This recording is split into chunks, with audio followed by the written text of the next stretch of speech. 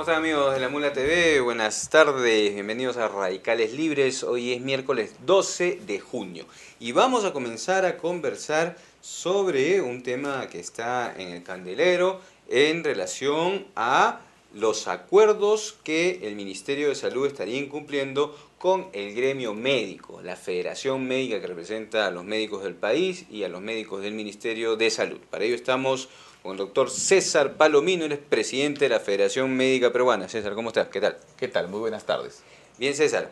Hoy día ha salido un comunicado del Ministerio de Salud, en respuesta, me imagino, a la conferencia de prensa que ustedes han desarrollado el día sábado, señalando: MINSA cumple con los acuerdos del gremio médico. Cuéntanos un poco qué pasó el sábado, por qué ustedes anunciaron, ¿es una huelga, paro, paralización, etcétera? Cuéntanos. Bueno, en principio es un acuerdo nacional de reiniciar la huelga indefinida a partir del mes de julio, específicamente del día 16, con una movilización para el 25 de junio, para el martes, dado el grado de incumplimiento de los acuerdos que alcanzamos luego de 33 días de huelga nacional indefinida, pero también porque hay un aspecto para nosotros trascendente, más allá del asunto de remuneraciones, y es el camino que estaría tomando la reforma que plantea de manera unilateral la señora Midori de Javich.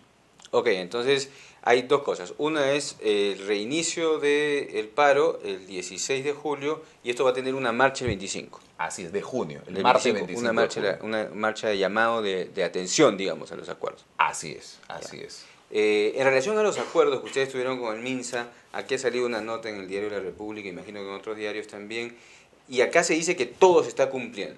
¿Es exacto eso o hay algunos temas que están pendientes? No es exacto porque precisamente uno de los acuerdos que consiste en la nueva escala de remuneraciones debió ya presentarse en el mes de marzo, según reza el acta firmada con la propia ministra de Salud, El acta de fin de la refrendada por resolución ministerial.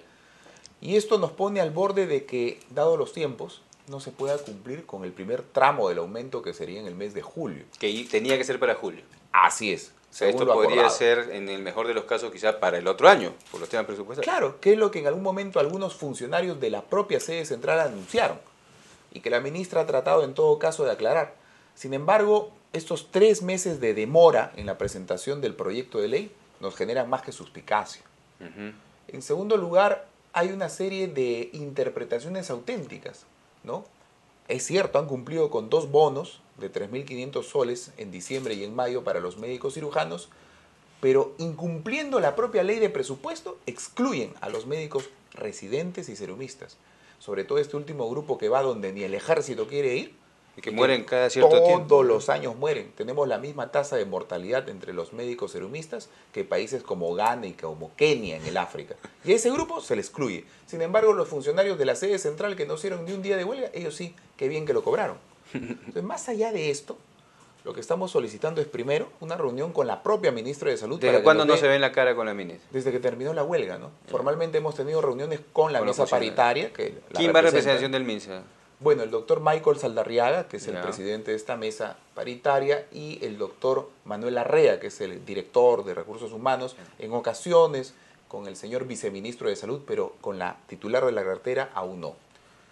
Y lo segundo que nos resulta extremadamente preocupante es que se quiere aprobar un modelo de reforma privatista, ¿no? Vamos a ese punto. Ajá. Entonces, creo que queda claro el tema de los acuerdos que están en veremos, digamos, en Claro. muchos de los casos, por la explicación que nos has dado. Y el otro gran tema, César, es de la reforma, ¿no es cierto? Yo lo he seguido de cerca por una serie de factores. Y la semana pasada había una cuestión muy interesante porque el 6 de junio se ha presentado, ya hay un documento en blanco y negro, o sea, ya aquí no hay interpretaciones de la federación o de quien sea, sino que hay un documento en blanco y negro que plantea una visión de la salud que hasta donde la hemos podido revisar, porque ya está escrito, tiene 110 páginas, es una visión desde mi punto de vista reduccionista, limitada y que sigue pensando solo en la atención de la salud del CIS y de los más pobres. Olvide el tema de descentralización, olvide el tema de participación. En el caso de la carrera sanitaria está proponiendo 2 carreras, como si la carrera médica se pudiera dividir y partir en la mitad.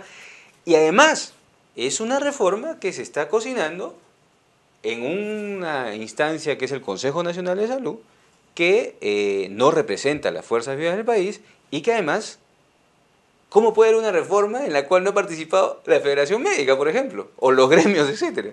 Claro, como bien ha señalado, ningún gremio, no hay un solo gremio, ni la Federación Médica Peruana, ni ningún otro gremio que agrupa a profesionales o trabajadores del sector que haya participado en la reforma. Los representantes de la sociedad civil que sí lo han hecho, se han opuesto tema por tema y punto por punto a esa reforma. Entonces yo no sé de qué consenso habla la señora Midori de Javish. Yo creo que no es franca al decir que ha logrado un gran consenso sobre su modelo.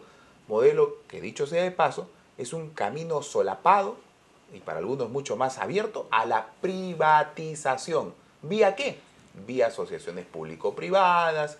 El Estado se desentiende cada día más del sector y lo entrega pues a manos de las grandes aseguradoras que obviamente no van a buscar la salud como derecho, sino la salud como negocio. Eso es un tema interesante porque el público debe haber apreciado que ahora prende la televisión y han aparecido estos dos grandes conglomerados, ¿no? Sana, ¿no?, que tiene que ver con todo el tema de Pacífico y una serie de clínicas, y por otro lado Aunda, que tiene que ver con RIMAC y todo eso. Y hay un asunto complicado porque se están integrando verticalmente, es decir, tienen la cadena de el asegurador, ¿no es cierto?, Pacífico o RIMAC, la cadena de clínicas que han comprado por un lado la San Borja, etcétera, internacional, están por comenzar a vender medicamentos o ya los venden, y encima tienen los bancos, el poder financiero. Ese asunto, por ejemplo, no se ha discutido para nada, y a mí me consta en esta discusión de la reforma, y no sé la Federación cómo observa esa situación. Con extrema preocupación. Este modelo ya se aplicó en Colombia, en España y en Chile, y después de 10 a 12 años de experiencia y de fracasar, han tenido que retornar a la salud pública, porque como repito, nadie va a hacer un negocio para perder. ¿Ustedes creen que una empresa que hace negocio con el cáncer va a querer invertir en salud pública, va a darle un paquete de seguro total a las personas que padecen esta enfermedad? No, no lo va a hacer. Es igual que estas empresas que usted ha mencionado, ¿van a preocuparse de la prevención, de la promoción de la salud? No, lo que les conviene es atender más pacientes. Les va a interesar muy poco prevenir, les va a interesar muy poco bajar indicadores sanitarios. Entonces, estas grandes inversiones necesitan el flujo del Estado, del dinero del Estado, para poder solventar precisamente el monstruo que han armado. ¿Quién va a hacer su competencia? Un pobre Estado raquítico en cuanto a la inversión que sí le van a asignar. Y lo más probable es que, como en Colombia, empiecen a cerrar los hospitales públicos. Somos el penúltimo país en Latinoamérica en cuanto a inversión en salud. 4.5 versus el 8-9% que países como Ecuador, Bolivia, Paraguay le asignan a su sector. Y aún así, aún ese poco porcentaje ahora se lo quieren transferir al sector privado.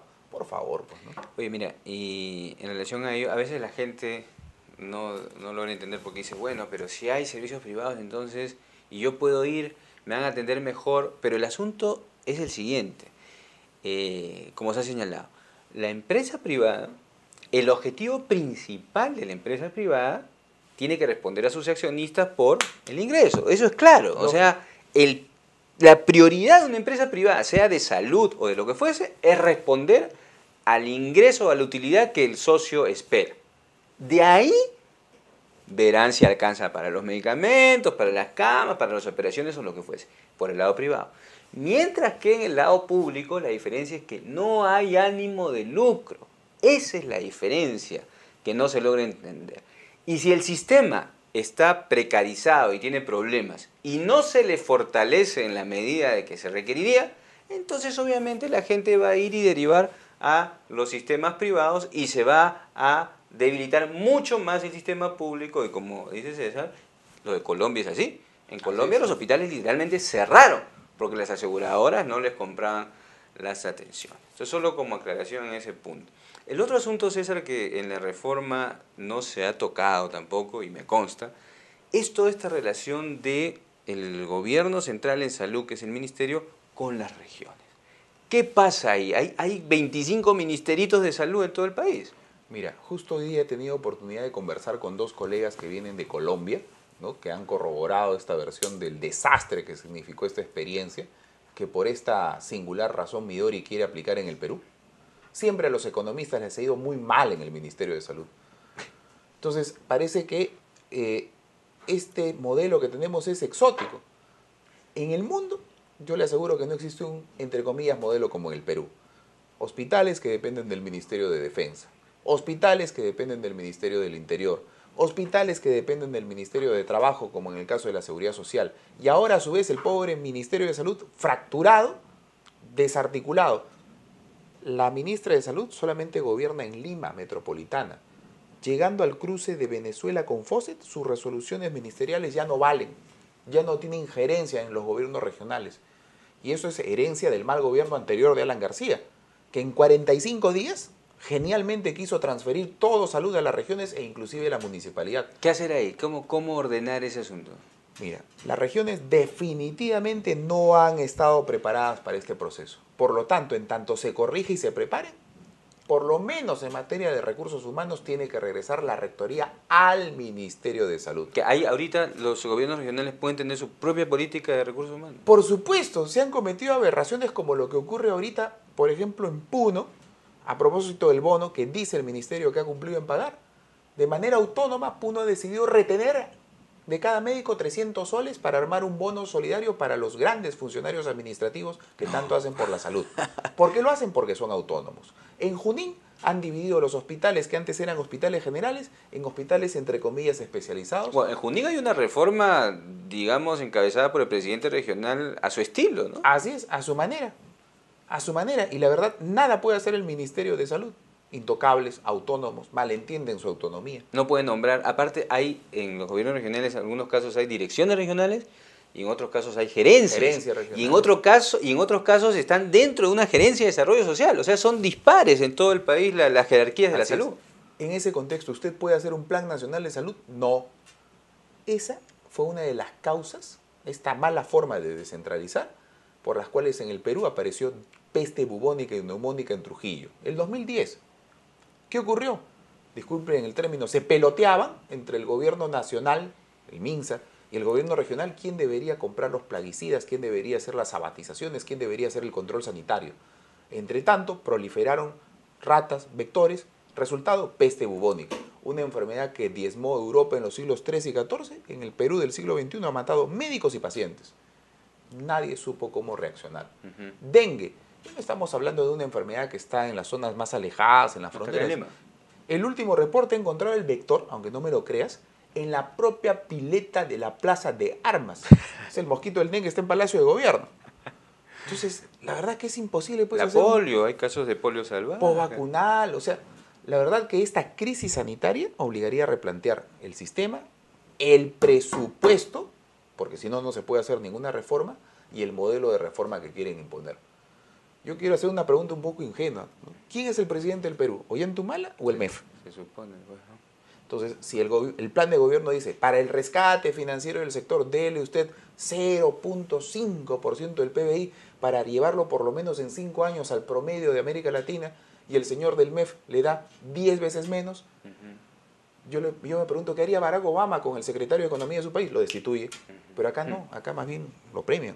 Está bien, dale menos a salud, si puedes no le des. Bueno, ese es el asunto, estimados televidentes, y lo peor de todo es que esta reforma se está conociendo sectorialmente, o sea, los médicos, las organizaciones interesadas, pero no se ha llevado al debate público una reforma que afecta la vida de todos, porque cuando hablamos de salud, finalmente hablamos de la vida. No estamos hablando de los lapiceros y los autos ahí, que pueden hacer lo que quieran. Estamos hablando de la vida de cada uno de nosotros, y ahora está por aprobarse una reforma que, como ya hemos señalado, es absolutamente reduccionista y limitada, y desde mi punto de vista impulsa la privatización por omisión. Si el Estado no asume su responsabilidad, entonces la gente va a ir corriendo a los sistemas privados, como vemos todos los días. César, ¿algunas ideas finales en relación a esto? Yo creo que lo mejor que puede graficar esto, hay una película que se llama Psycho. La de Michael Moore. Michael Moore. Una anécdota pequeña. Llega un trabajador que se accidenta en una sierra eléctrica y se corta todos los dedos de la mano. Y la aseguradora le dice, bueno, señor, escoja cuál de sus 2 dedos le podemos reponer, porque su seguro no alcanza para ponerle los 5, solamente alcanza para ponerle 2. Y eso que parece broma es verdad. Barack Obama está intentando hacer un sistema único de salud. Y no puede hasta Y ahora. no puede, por la gran oposición de los lobbies de aseguradoras e industrias farmacéuticas. Yo no creo que nadie piense que Barack Obama es de izquierda, ¿no? Pero hasta él se ha percatado que es el sistema que en el mundo ha dado resultados. Y acá en el Perú quieren ir a la inversa. Eso es lo más grave, justamente para terminar, César, que la reforma que se está planteando en el Perú va a la inversa de la que se está haciendo en Colombia por el fracaso, en Ecuador, en Bolivia y en varias partes del mundo. En el mundo entero, en Europa, en Canadá, en Australia. Entonces, por favor, acá se está jugando con la salud del pueblo peruano. Si tanto creen en el modelo, abramos el debate. Inviten a la federación, a la sociedad civil, a los gremios, a los actores, a la ciudadanía y escojamos pues entre todos qué modelo queremos seguir. Pero no lo hagan pues en un gabinete cerrado, trayendo expertos internacionales que encima ni siquiera ni ellos le avalan su modelo. Exacto, Ni ellos le exacto. avalan su modelo. Porque en el foro internacional que ha habido la semana pasada, donde el Ministerio ha presentado su propuesta, la gente que ha venido de fuera, mayoritariamente, se ha dado con palo a esa propuesta. Y finalmente ese es el asunto.